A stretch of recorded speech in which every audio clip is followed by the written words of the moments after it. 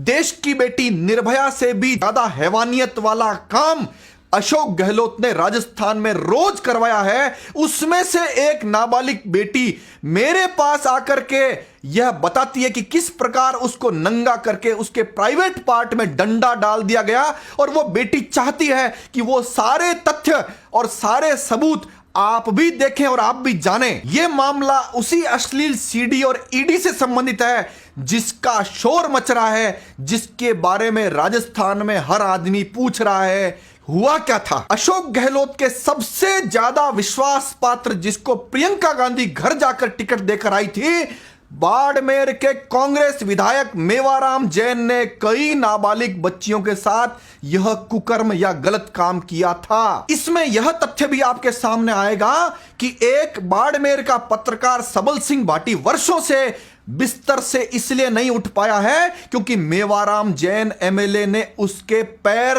तुड़वा दिए। पैर तुड़वाने के इस मामले को ऐसा उदाहरण बताया जिसको मेवाराम जैन हर एक आदमी को बताता भी है। एमएलए मेवाराम जैन पुलिस के वर्दीधारी लोगों के साथ जाकर नाबालिग बच्ची के साथ गलत काम करता है, उसको धमकाता है, और उसके अलावा अनुसूचित जनजाति की दो बेटियां जिसकी उम्र 10-12 साल है उनके साथ भी गलत काम करता है। जब ये नाबालिग बेटियां अपनी आवाज उठाने के लिए एक अनुसूचित जाति के सहयोगी को तैयार करती है जो विकलांग होता है, वह इन बेटियों की जब बात उठाता है, शोर मचता है। शोर मचने पर अशोक गहलोत अपने दो दरिंदे पहरेदारों की ड्यूटी लगाता है कि इस नाबालिग बच्ची का दमन करो, इसके साथ वो करो कि यह केस कराने की हिम्मत नहीं जुटा सके, नहीं किसी और में इस बात की हिम्मत जगे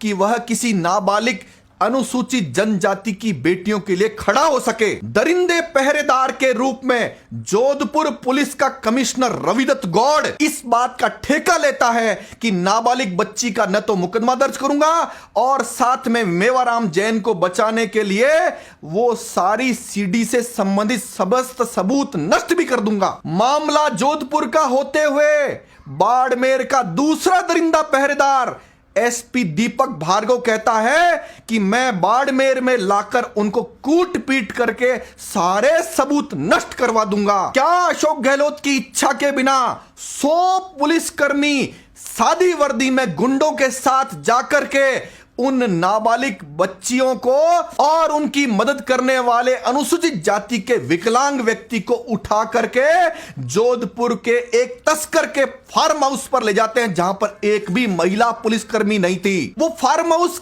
किसी पुलिस थाने की जगह नहीं थी, पुलिस चौकी नहीं थी, पुलिस का ऑफिस नहीं था। यह दरिंदे पहरेदार रविदत्त गौड़ के स्पेशल पुलिस वाले सादी वर्दी में और कई थानेदार सादी वर्दी में, बाड़मेर पुलिस के कई पुलिस वाले सादी वर्दी में, जिसमें गंगाराम खावा एसएचओ, जिसमें दाऊद खान एसएचओ, जिसमें आनंद पुरोहित डीवाईएसपी और कई गुंडे तस्कर उनके साथ जाते हैं और उन महिलाओं को पट्टे लगाने के बाद कहा जाता है नंगी हो जाओ। जब वो नंगी नहीं होती है, पुलिस वाले और गुंडे उनके कपड़े खींचकर फाड़ देते हैं। जोधपुर की बेटियों को नंगा करने के बाद जिस अनुसूचित जाति के विकलांग व्यक्ति ने उनको मदद की थी, उसके टूटे हुए पैर से भी उसको उल्टा लटका करके उसको वो यातना दी जाती है कि उसका सदमा इन महिलाओं के, इस नाबालिग बेटी के दिमाग में बैठ जाए। फिर उनसे कहा जाता है कि मेवाराम जैन से जुड़ा हुआ हर एक सबूत हमको दो। इस बात के लिए उनको बंदूकों से डराया जाता है और उनके प्राइवेट पार्ट में डंडा डाल दिया जाता है। नंगा किया। किसने नंगा किया तुमको? वहाँ पे जो पुलिस वाले थे, डंडा डाला हम लोगों के। लाल मिर्च लाई जाती है और उनको कहा जाता है इसी फार्म हाउस में तुम्हारे ये मिर्ची डाल देंगे और तुम्हारा एनकाउंटर करके खत्म कर देंगे अगर तुमने वह अश्लील वीडियो नहीं दिया तो। मामला जोधपुर का था, 100 पुलिसकर्मी, सादी वर्दी, कोई महिला नहीं। उसके बाद दूसरा दरिंदा पहरेदार दीपक भार्गव, जिसके खिलाफ 9 से ज्यादा एफआईआर दर्ज है, तो यही धंधे करते करते अशोक गहलोत का खास बना था।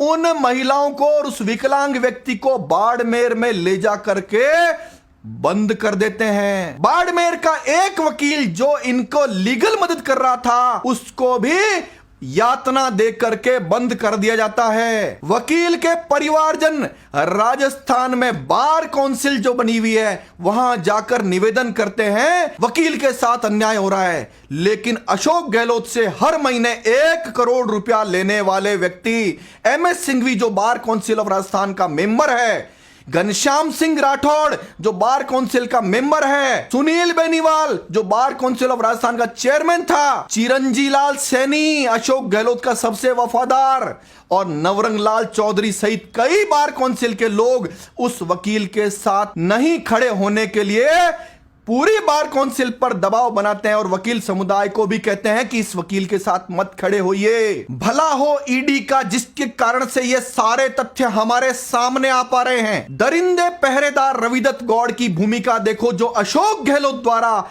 मलाईदार पद पर जोधपुर कमिश्नर रहते हुए क्या क्या धंधे करता है। नाबालिग बच्ची के साथ जो घटना हुई उसकी शिकायत रविदत्त गौड़ के पास जैसे ही पहुंची, उसने मेवाराम जैन को और अशोक गहलोत तक पहुंचा दी।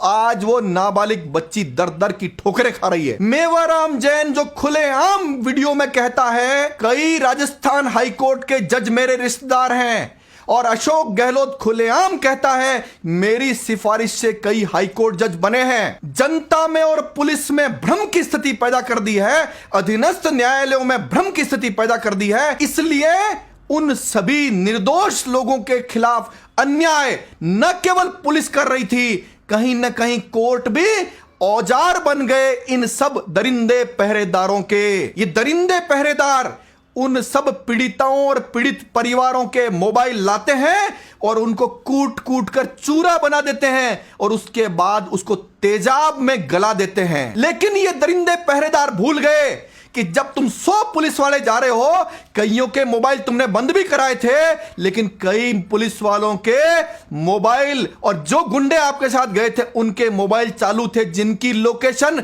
उस तस्कर के फार्म हाउस पर आएगी। कांग्रेस विधायक मेवाराम जैन और उसके साथी राम स्वरूप आचार्य ने नाबालिग बच्ची के साथ कैसे दरिंदगी की, जब यह सीडी, सीबीआई, ईडी या न्यायालय देखेगा तब उसके सामने सारे तथ्य आएंगे।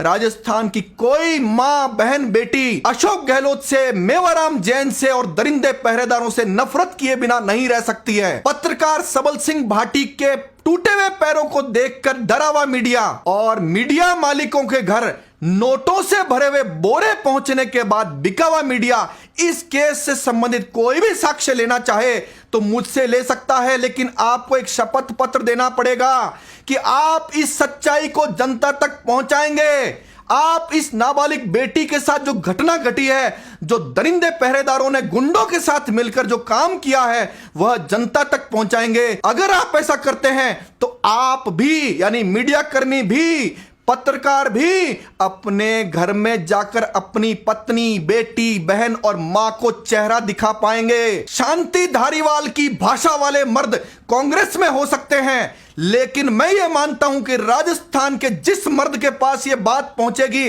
वह इस बात को हर एक नागरिक तक पहुंचा करके, जब तक इन बेटियों के साथ न्याय नहीं हो जाए, जब तक ये दरिंदे पहरेदार और खादी में छुपे हुए रंगे सियार इनकी सच्चाई जनता के सामने पहुंचाने का जो मैंने बीड़ा उठाया है, इसके लिए मुझे परवाह नहीं है। मुझे किसी भी हद तक जाना पड़े तो जाऊंगा।